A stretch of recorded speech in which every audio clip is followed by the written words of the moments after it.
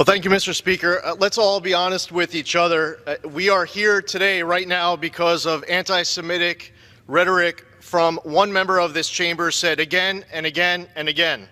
We would not be on this floor right now otherwise to discuss this topic. If that member was a Republican, that member's name would be in this resolution, and this resolution would be all about condemning anti-Semitism, and it would be done so forcefully. That member in January had to apologize for talking about a hypnosis of Israel that they have over the entire world. That member had to apologize in February by saying that if you support Israel, it must be because you're bought off by Jews. That member called it an unequivocal apology, even though she filled it with equivocation. And now we're back again, this time by saying that if you support the U.S.-Israel relationship, that you must have pledged allegiance to a foreign government. Except this time that member is refusing to apologize. Even if you gave that member every benefit of the doubt that she had no idea what she was doing, why now wouldn't she be apologizing? Why would she be more emboldened to refuse an apology altogether? I apparently am giving Rep. Omar more credit than the Speaker is, because I don't believe she is naive. I believe that she knows exactly what she's doing. It is an American value, by the way, to have reasonable, legitimate criticism of a government, whether it be the U.S. government, Israel, or any other government. It is not an American value, though, to be hurling anti-Semitic rhetoric. Anti-Semitism must be condemned unequivocally and emphatically. We have members of this chamber who associate with Louis Farrakhan, who says, quote, Hitler was a very great man. Let's talk about a double standard. In January, we all came to this chamber. We condemned white supremacy. We named a Republican member. We kicked that member off of his committees. He can't serve on the Small Business Committee, but this member will continue to serve on the House Foreign Affairs Committee. But no, now we can't come here and just emphatically, solely, forcefully condemn anti-Semitism and name names, but if it was a Republican, we would. It's time to call out these statements for what they are. Pointed, bigoted, unreasonable, illegitimate, anti-Semitic. I commend my colleagues on the other side of the aisle who have been speaking out about all this anti-Semitism. A few members come to mind. Chairman Engel, Congressman Deutsch, Congressman Nadler, Congresswoman Lowy, Congressman Gottheimer. Many of my colleagues on the other side of the aisle, I believe to their core, know how very wrong this is, and there are many other members to name as well. And I'd be remiss if I didn't take this opportunity to say thank you to each and every one of them, because support of Israel, support of Jews, standing against anti-Semitism has been bipartisan in the past. It should be bipartisan today, and should be bipartisan for every moment in the future. I yield back. Thank you, Mr. Speaker. I don't know where to begin. I really don't. As members of Congress, duly elected by constituencies to serve in this body, who come here with the hope and the thought that we exchange ideas and come to this body to actually participate, and for the second time in 8 weeks, I am here with my friend from New York debating a resolution that all of us should have learned in kindergarten. Be nice. Don't hate. This resolution doesn't need to be 7 pages. It's just wordy. I agree with it. We don't need to hate. It don't matter where it comes from. But it's just what bothers me the most, Mr. Speaker, is what I'm finding right here. Just the other day in this floor, we celebrated the institution of this body with the Dean of the House. And we spoke of Mr. Dingell, we spoke of Don Young, and we spoke about this institution of this House. What is becoming more and more concerning for me about this process, and what breaks my heart as much as anti-Semitic thought, anti-Muslim thought, anti-anybody thought, is that we have broken down in this House. Last week we brought to the floor a bill in which was supposed to be about firearms, which my friends across the aisle were mistakenly didn't understand the penalty associated with the bill. Yesterday, I was just on the floor of this House talking about a bill that really, because they rushed it through committee, came to the floor of this House, in which if you keep a 4-year-old from voting, you're a criminal. This is what happens when we rush.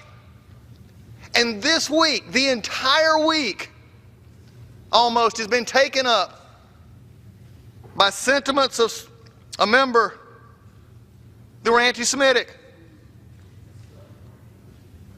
Repeating, as Rahm Emanuel said, some of the ugliest stereotypes that we've had. But goes back to, again, my concern here. At 3:20 this afternoon, I was handed, or at least was printed, one of the resolutions. I have 3 more of this resolution that it's taken all week. How long does it take to figure out just don't hate? How many times, how many pages does it take to cite ill and evil? Evil is evil. My heart breaks, Mr. Speaker. My heart breaks for this institution. When we say that we see something that is anti-Semitic, but we say, well, they may not have known it was. It's anti-Semitic. It's anti-Muslim. It's whatever you want to call it. It's just wrong. My heart breaks. And then I find out that we changed it now lately is to add other groups in here who undoubtedly saw they wasn't a part of the groups. So we added in new groups to the list. I guess since we're at it, why didn't we add Mormons? Why didn't we add Jehovah's Witnesses? They've been attacked. Mormons have many times been accused of dual allegiance. Ask a former presidential candidate.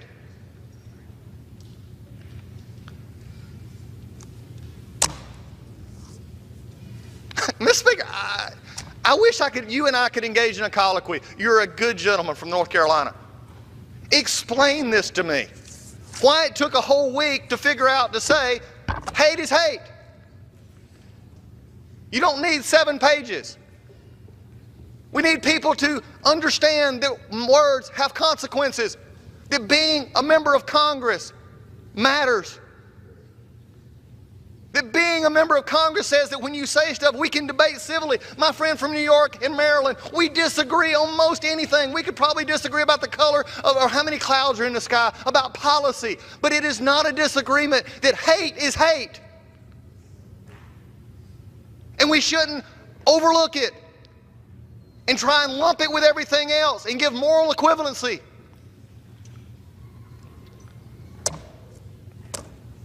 But here we are again.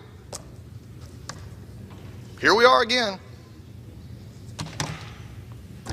Mr. Speaker, I hope we're not here in another 4 weeks, because the first 8 weeks we've been here twice. Please let us get back to being the people that this country needs us to be. With that, I reserve. Breaking tonight, the House of Representatives backing down from their original effort to condemn anti-Semitism, the anti-Semitism of this woman, Ilhan Omar, a new representative from Minnesota that's making repeated anti-Semitic comments. The Democrats had intended to call her out, but instead they approved a weak statement that calls out all hatred just so that she won't feel bad. But you know what? She should feel bad. She should feel really bad. And if the Democrats had any real leadership, they would kick her right off the Foreign Affairs Committee, because this is a woman that doesn't seem to have the best interests of America at heart. Consider her history. Ms. Omar has suggested supporters of Israel hold too much power in America, and she's done this specifically and repeatedly in terms that are undoubtedly anti-Semitic.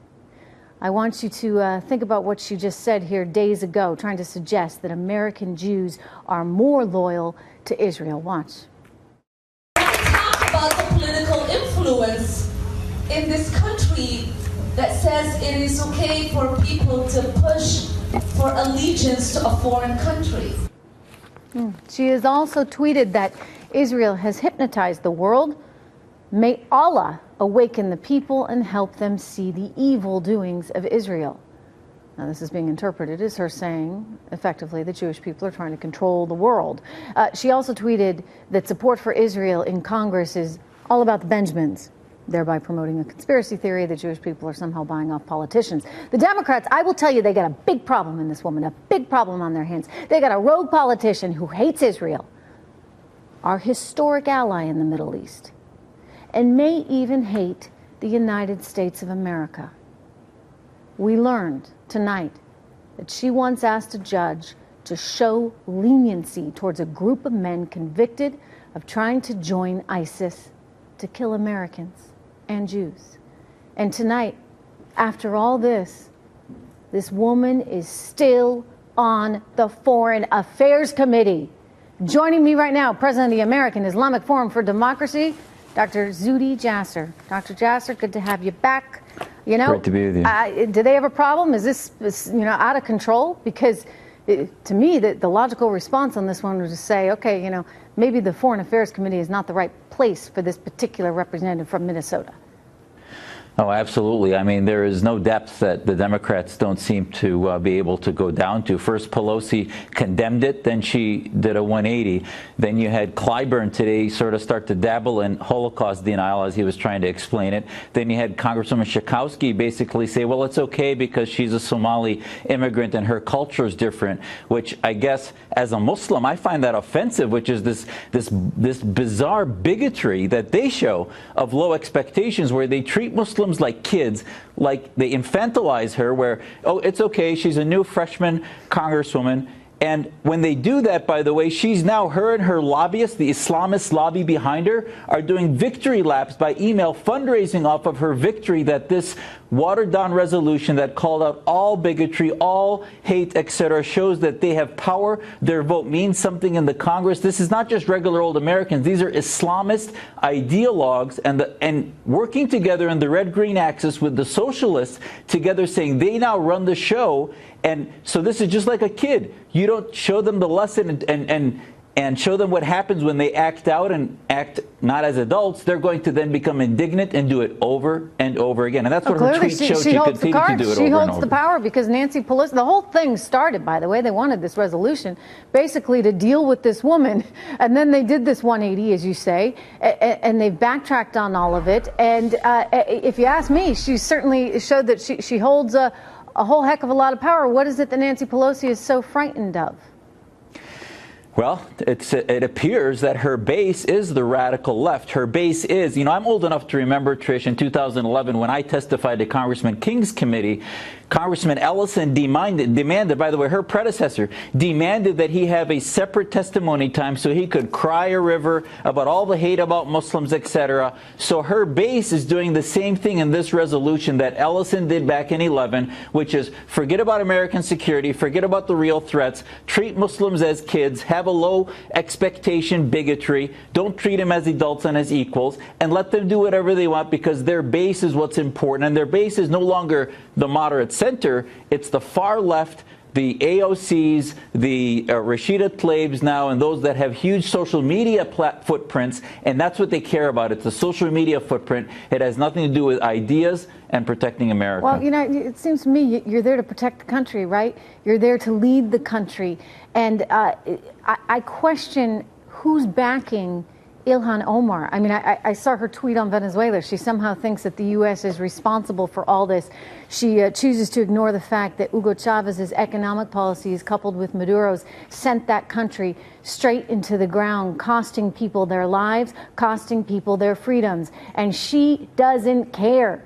She doesn't care about that, refuses to call Maduro a dictator, while simultaneously looking to get, ISIS fighters off easy. Zuhdi. Exactly. I mean, look who's supporting her. The Tehran Times, the media arm of Khomeini, basically celebrated her as the courageous, strongest politician in America today, exaggerating through almost like a Stalin-esque propaganda. She's in Eritrea this week, by the way, taking photos 3-4 days ago, talking about peace and justice in Eritrea. Did she complain about their tyranny, their enslavement of their population, this Muslim government that is one of the worst offenders of religious freedom? No, she doesn't do that when it comes to Muslim majority governments, only Saudi Arabia now because they're against the Brotherhood. But other than that, she has a classic joining. And we see this at the UN, Trish. It's seen every day where Israel and the West become the focus of most of their resolutions, and they ignore the tyranny and oppression and dictatorship of most of the Organization of Islamic Cooperation countries. It's scary stuff. I'd get her off that Foreign Affairs Committee ASAP. Absolutely. Zuhdi, good to see you. Thank you so much, Dr.